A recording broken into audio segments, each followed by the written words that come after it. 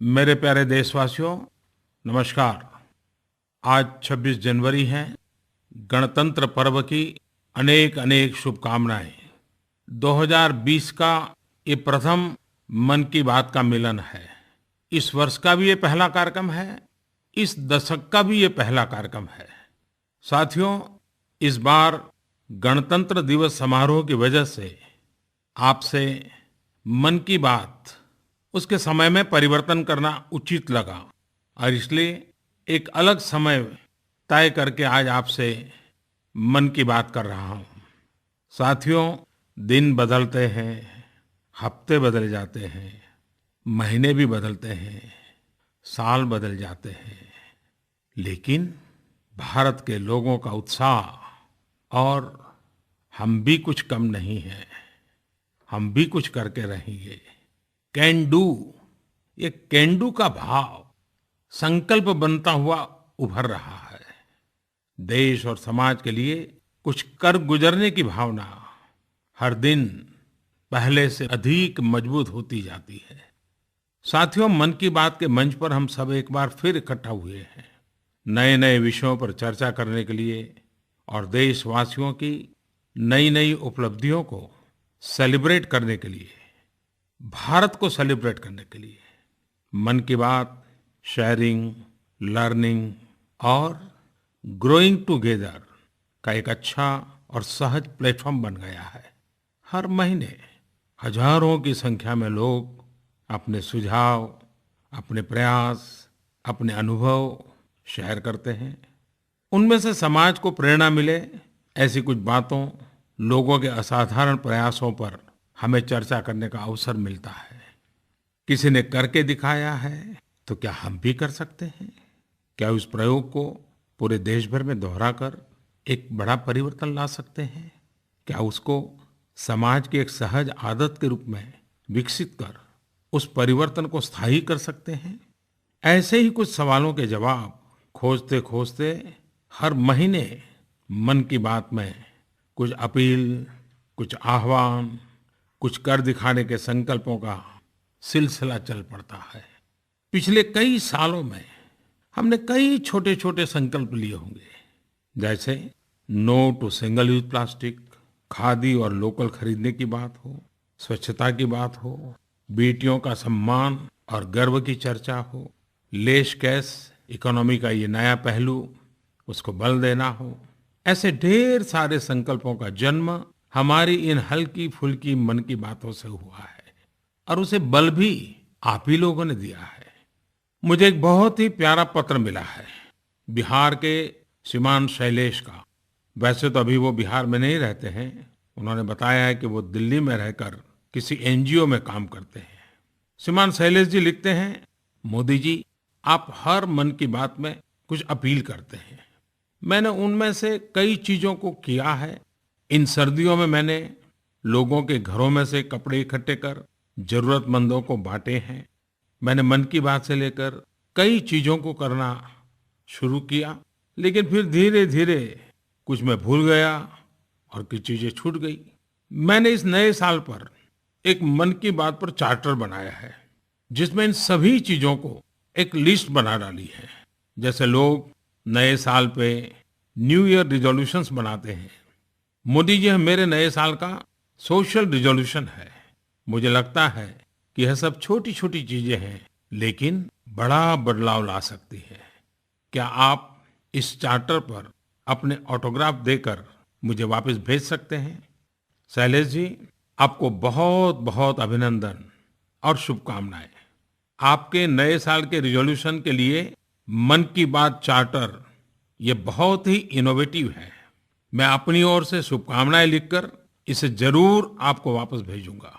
साथियों, इस मन की बात चार्टर को जब मैं पढ़ रहा था तब मुझे भी आश्चर्य हुआ कि इतनी सारी बातें हैं, इतने सारे हैशटैग्स हैं और हम सब ने मिलकर ढेर सारे प्रयास भी किए हैं।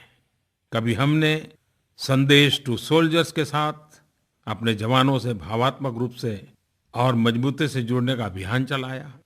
Khadi for nation, khadi for fashion के साथ खादी की बिक्री को नए मुकाम पर पहुंचाया।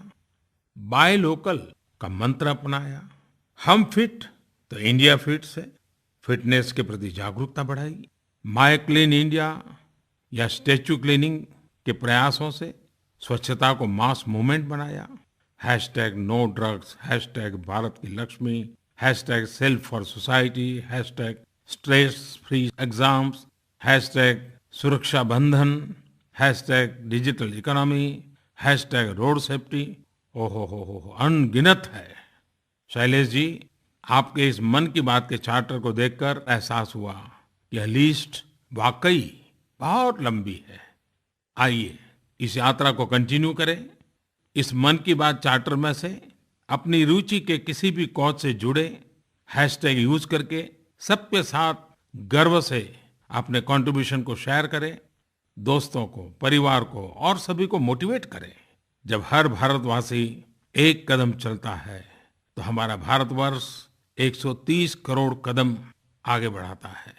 इसलिए चरैवेति चरैवेति चरैवेति, चलते रहो चलते रहो चलते रहो का मंत्र लिए अपने प्रयास करते रहे। मेरे प्यारे देशवासियों, हमने मन की बात चार्टर के बारे में बात की। स्वच्छता के बाद जन भागीदारी की भावना, पार्टिसिपेटिव स्पिरिट आज एक और क्षेत्र में तेजी से बढ़ रही है और वह है जल संरक्षण। जल संरक्षण के लिए कई व्यापक और इनोवेटिव प्रयास देश के हर कोने में चल रहे हैं। मुझे यह कहते हुए बहुत खुशी हो रही है कि पिछले मानसून के समय शुरू किया गया जल शक्ति अभियान जन भागीदारी से अत्यधिक सफलता की ओर आगे बढ़ रहा है। बड़ी संख्या में तालाबों, पोखरों आदि का निर्माण किया गया। सबसे बड़ी बात यह है कि इस अभियान में समाज के हर तबके के लोगों ने अपना योगदान दिया। अब राजस्थान के जालोर जिले को ही देख लीजिए। यहाँ की 2 ऐतिहासिक बावड़ियां कूड़े और गंदे पानी का भंडार बन गई थी। फिर क्या था, भद्राजू और थानवाला पंचायत के सैकड़ों लोगों ने जल शक्ति अभियान के तहत इन्हें पुनर्जीवित करने का बीड़ा उठाया।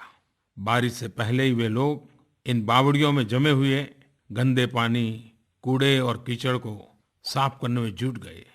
इस अभियान के लिए किसी ने श्रमदान किया तो किसी ने धन का दान, और इसी का परिणाम है कि बावड़िया आज वहां की जीवन रेखा बन गई है। कुछ ऐसी ही कहानी है उत्तर प्रदेश के बाराबंकी की। यहाँ 43 हेक्टेयर क्षेत्र में फैली सराही झील अपनी अंतिम सांसें गिन रही थी, लेकिन ग्रामीणों ने अपनी संकल्प शक्ति से इसमें नई जान डाल दी। इतने बड़े मिशन के रास्ते में इन्होंने किसी भी कमी को आड़े नहीं आने दिया। एक के बाद एक कई गांव आपस में जुड़ते चले गए। इन्होंने झील के चारों ओर 1 मीटर ऊंचा तटबंध बना डाला। अब झील पानी से लबालब है और आसपास का वातावरण पक्षियों के कलरव से गूंज रहा है। उत्तराखंड के अल्मोड़ा हल्द्वानी हाईवे से सटे सुनियाकोट गांव से भी जन भागीदारी का एक ऐसा ही उदाहरण सामने आया है। गांव वालों ने जल संकट से निपटने के लिए खुद ही गांव तक पानी लाने का संकल्प लिया।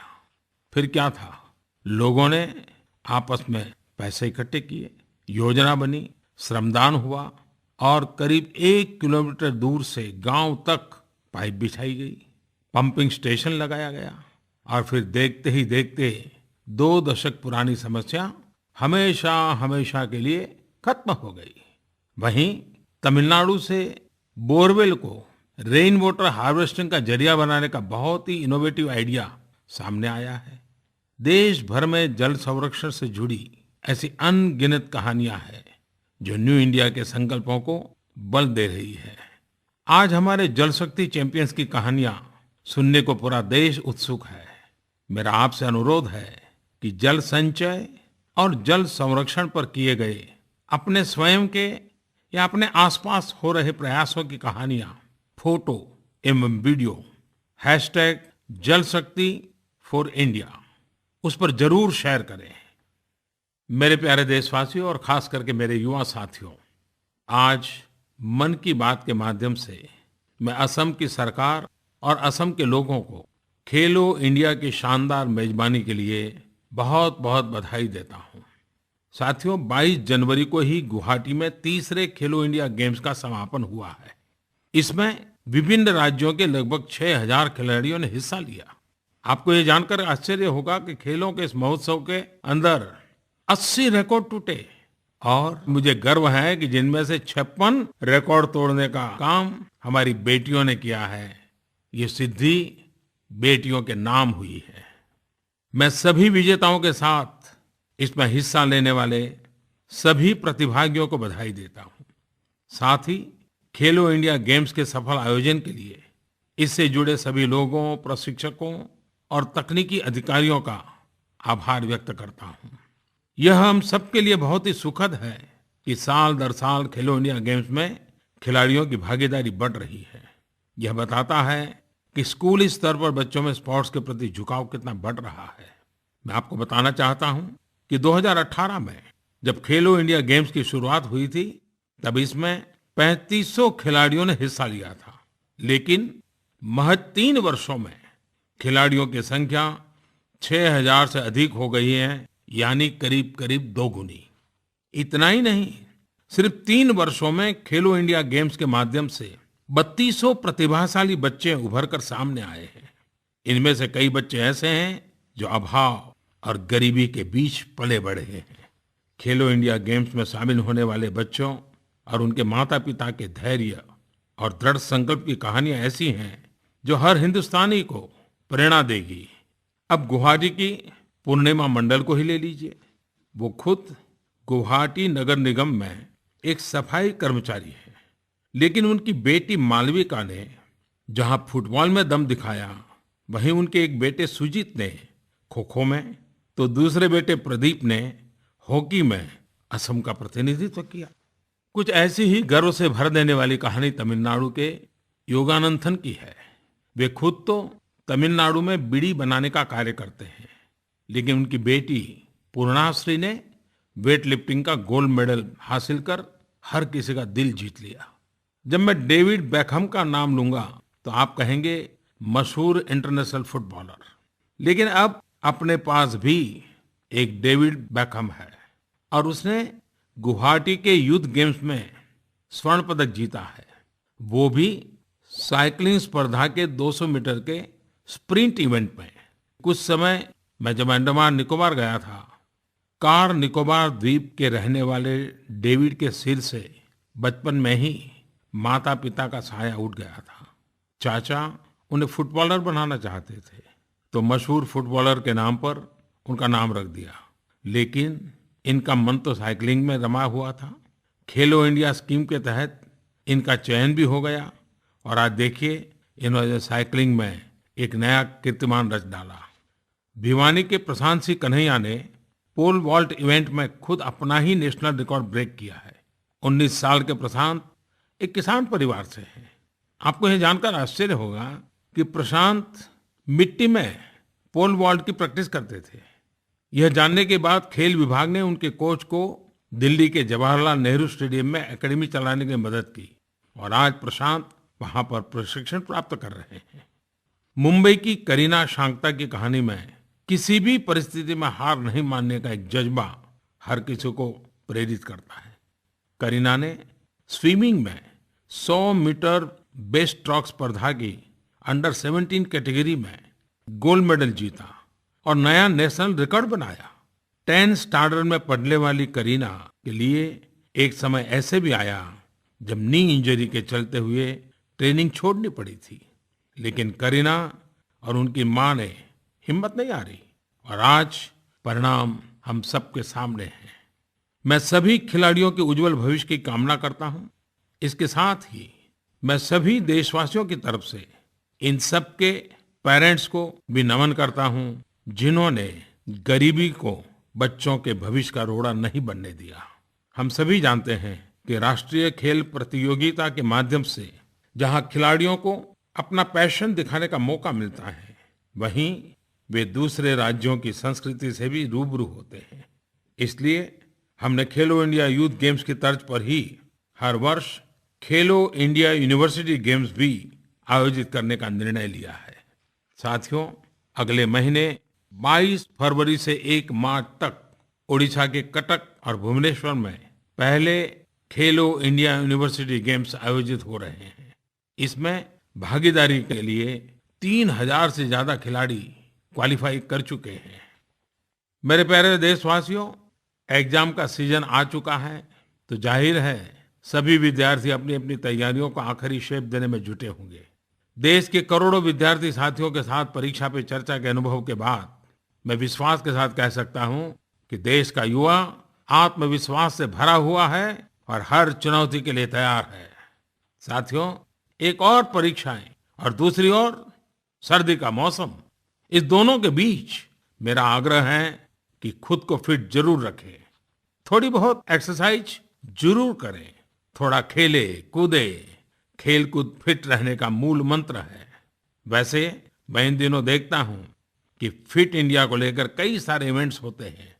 18 जनवरी को युवाओं ने देश भर में साइक्लोथॉन का आयोजन किया, जिसमें शामिल लाखों देशवासियों ने फिटनेस का संदेश दिया। हमारा न्यू इंडिया पूरी तरह से फिट रहे, इसके लिए हर स्तर पर जो प्रयास देखने को मिल रहे हैं वे जोश और उत्साह से भर देने वाले हैं। पिछले साल नवंबर में शुरू हुई फिट इंडिया स्कूल की मुहिम भी अब रंग ला रही है।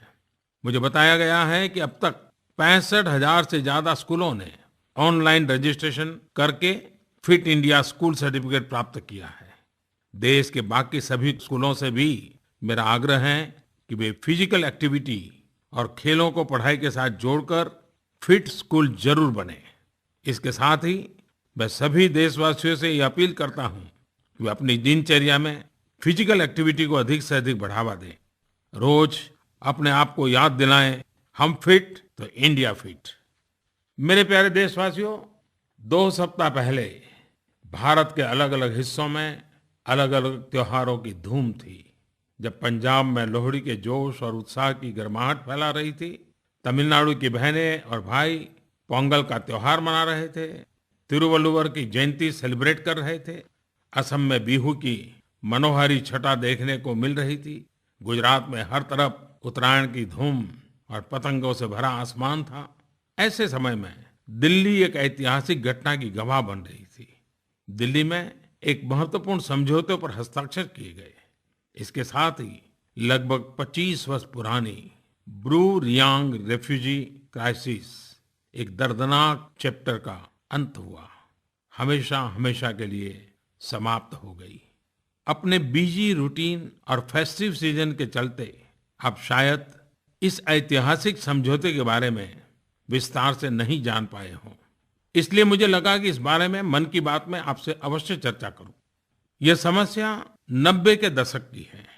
1997 में जातीय तनाव के कारण ब्रू रियांग जनजाति के लोगों को मिजोरम से निकल करके त्रिपुरा में शरण लेनी पड़ी थी। इन शरणार्थियों को नॉर्थ त्रिपुरा के कंचनपुर स्थित अस्थायी कैंपों में रखा गया। यह बहुत पीड़ादायक है कि ब्रू रियांग समुदाय के लोगों ने शरणार्थी के रूप में अपने जीवन का एक महत्वपूर्ण हिस्सा खो दिया। उनके लिए कैंपों में जीवन काटने का मतलब था हर बुनियादी सुविधा से वंचित होना। 23 साल तक न घर, न जमीन, न परिवार के लिए बीमारियों के लिए इलाज का प्रबंध और न बच्चों की शिक्षा की चिंता या उनके लिए सुविधा। जरा सोचिए, 23 साल तक कैंपों में कठिन परिस्थितियों में जीवन यापन करना उनके लिए कितना दुष्कर रहा होगा। जीवन के हर पल, हर दिन का एक अनिश्चित भविष्य के साथ बढ़ना कितना कष्टप्रद रहा होगा। सरकारें आईं और चली गई, लेकिन इनकी पीड़ा का हल नहीं निकल पाया। लेकिन इतने कष्ट के बावजूद भारतीय संविधान और संस्कृति के प्रति उनका विश्वास अडिग बना रहा। और इसी विश्वास का नतीजा है कि उनके जीवन में आज एक नया सवेरा आया है। समझौते के तहत अब उनके लिए गरिमापूर्ण जीवन जीने का रास्ता खुल गया है। आखिरकार 2020 का नया दशक ब्रू रियांग समुदाय के जीवन में एक नई आशा और उम्मीद की किरण लेकर आया। करीब 34,000 ब्रू शरणार्थियों को त्रिपुरा में बसाया जाएगा। इतना ही नहीं, उनके पुनर्वास और सर्वांगीण विकास के लिए केंद्र सरकार लगभग 600 करोड़ रुपए की मदद भी करेगी। प्रत्येक विस्थापित परिवार को प्लॉट दिया जाएगा, घर बनाने में उनकी मदद की जाएगी। इसके साथ ही उनके राशन का प्रबंध भी किया जाएगा। वे अब केंद्र और राज्य सरकार की जन कल्याणकारी योजनाओं का लाभ उठा सकेंगे। यह समझौता कई वजहों से बहुत खास है। यह कोऑपरेटिव फेडरलिज्म की भावना को दर्शाता है। समझौते के लिए मिजोरम और त्रिपुरा दोनों राज्यों के मुख्यमंत्री मौजूद थे। यह समझौता दोनों राज्यों की जनता की सहमति और शुभकामनाओं से ही संभव हुआ है। इसके लिए मैं दोनों राज्यों की जनता का, वहां के मुख्यमंत्रियों का विशेष रूप से आभार जताना चाहता हूं। यह समझौता भारतीय संस्कृति में समाहित करुणा भाव और सहृदयता को भी प्रकट करता है। सभी को अपना मानकर चलना और एकजुटता के साथ रहना इस पवित्र भूमि के संस्कारों में रचा बसा है। एक बार फिर इन राज्यों के निवासियों और ब्रू रियांग समुदाय के लोगों को मैं विशेष रूप से बधाई देता हूं। मेरे प्यारे देशवासियों, इतने बड़े खेलो इंडिया गेम्स का सफल आयोजन करने वाले असम में एक और बड़ा काम हुआ है। आपने भी न्यूज में देखा होगा कि अभी कुछ दिनों पहले असम में 8 अलग-अलग मिलिटेंट ग्रुप के 644 लोगों ने अपने हथियारों के साथ आत्मसमर्पण किया। जो पहले हिंसा के रास्ते पर चले गए थे, उन्होंने अपना विश्वास शांति में जताया और देश के विकास में भागीदार बनने का निर्णय लिया है। मुख्य धारा में वापस आए हैं। पिछले वर्ष त्रिपुरा में भी 80 से अधिक लोग हिंसा का रास्ता छोड़ मुख्य धारा में लौट आए हैं, जिन्होंने ये सोचकर हथियार उठा लिए थे कि हिंसा से समस्याओं का समाधान निकाला जा सकता है।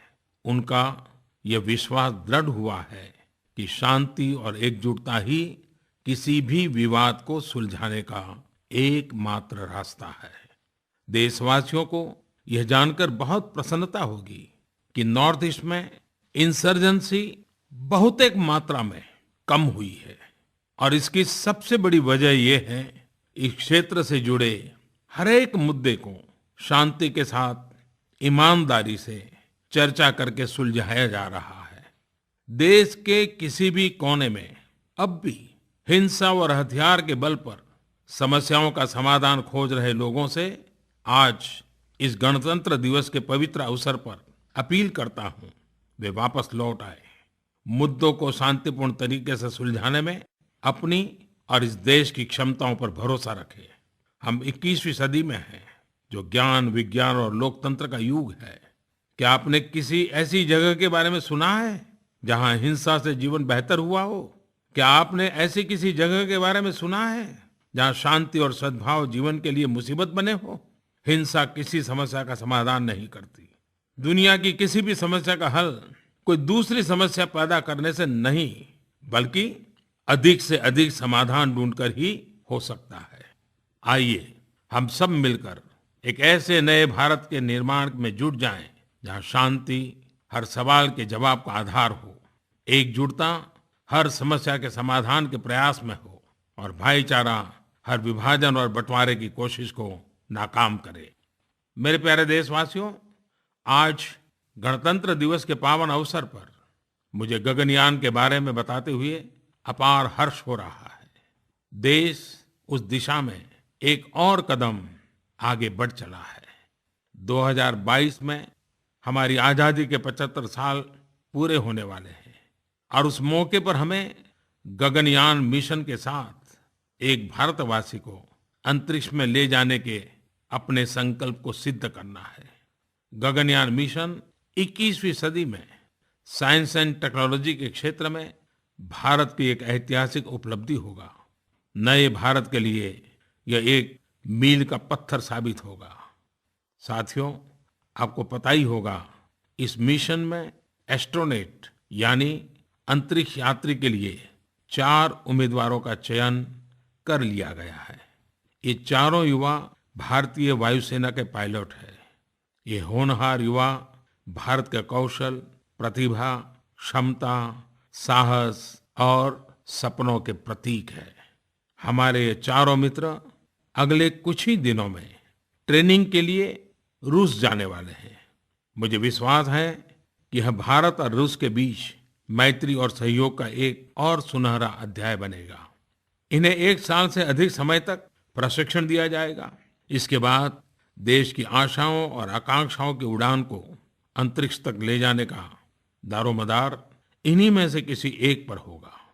आज गणतंत्र दिवस के शुभ अवसर पर इन चारों युवाओं और इस मिशन से जुड़े भारत और रूस के वैज्ञानिकों एवं इंजीनियरों को मैं बधाई देता हूं। मेरे प्यारे देशवासियों, पिछले मार्च में एक वीडियो मीडिया और सोशल मीडिया पर चर्चा का विषय बना हुआ था। चर्चा यह थी कि कैसे 107 साल की एक बुजुर्ग मां राष्ट्रपति भवन समारोह में प्रोटोकॉल तोड़कर राष्ट्रपति जी को आशीर्वाद देती है। ये महिला थी सालूमरदा थिमक्का, जो कर्नाटक में वृक्ष माता के नाम से प्रख्यात है, और वो समारोह था पद्म पुरस्कार का। बहुत ही साधारण बैकग्राउंड से आने वाली थिमक्का के असाधारण योगदान को देश ने जाना, समझा और सम्मान दिया था। उन्हें पद्मश्री सम्मान मिल रहा था। साथियों, आज भारत अपनी इन महान विभूतियों को लेकर गर्व की अनुभूति करता है। जमीन से जुड़े लोगों को सम्मानित कर गौरवान्वित महसूस करता है। हर वर्ष की भांति कल शाम को पद्म पुरस्कारों की घोषणा की गई है। मेरा आग्रह है कि आप सब इन लोगों के बारे में जरूर पढ़ें, इनके योगदान के बारे में परिवार में चर्चा करें। 2020 के पद्म पुरस्कारों के लिए इस साल 46,000 से अधिक नामांकन प्राप्त हुए। यह संख्या 2014 के मुकाबले 20 गुना से भी अधिक है। ये आंकड़े जन जन के इस विश्वास को दर्शाते हैं कि पद्म अवार्ड अब पीपुल्स अवार्ड बन चुका है। आज पद्म पुरस्कारों की सारी प्रक्रिया ऑनलाइन है। पहले जो निर्णय सीमित लोगों के बीच होते थे, वो आज पूरी तरह से पीपल ड्रिवन है। एक प्रकार से कहें तो पद्म पुरस्कारों को लेकर देश में एक नया विश्वास और सम्मान पैदा हुआ है। अब सम्मान पाने वालों में से कई लोग ऐसे होते हैं जो परिश्रम की पराकाष्ठा कर जमीन से उठे हैं, सीमित संसाधन की बाधाओं और अपने आसपास की घनघोर निराशा को तोड़कर आगे बढ़े हैं। दरअसल उनकी मजबूत इच्छा शक्ति, सेवा की भावना और निस्वार्थ भाव हम सभी को प्रेरित करता है। मैं एक बार फिर सभी पद्म पुरस्कार विजेताओं को बधाई देता हूं और आप सभी से उनके बारे में पढ़ने के लिए, अधिक जानकारी जुटाने के लिए विशेष आग्रह करता हूं। उनके जीवन की असाधारण कहानियां समाज को सही मायने में प्रेरित करेंगी। मेरे प्यारे देशवासियों, फिर एक बार गणतंत्र पर्व की अनेक अनेक शुभकामनाएं। यह पूरा दशक आपके जीवन में, भारत के जीवन में नए संकल्पों वाला बने, नई सिद्धि वाला बने और विश्व भारत से जो अपेक्षा करता है, उस अपेक्षाओं को पूर्ण करने का सामर्थ्य भारत प्राप्त करके रहे। इसी एक विश्वास के साथ आइए नए दशक की शुरुआत करते हैं। नए संकल्पों के साथ माँ भारती के लिए जुट जाते हैं। बहुत बहुत धन्यवाद। नमस्कार।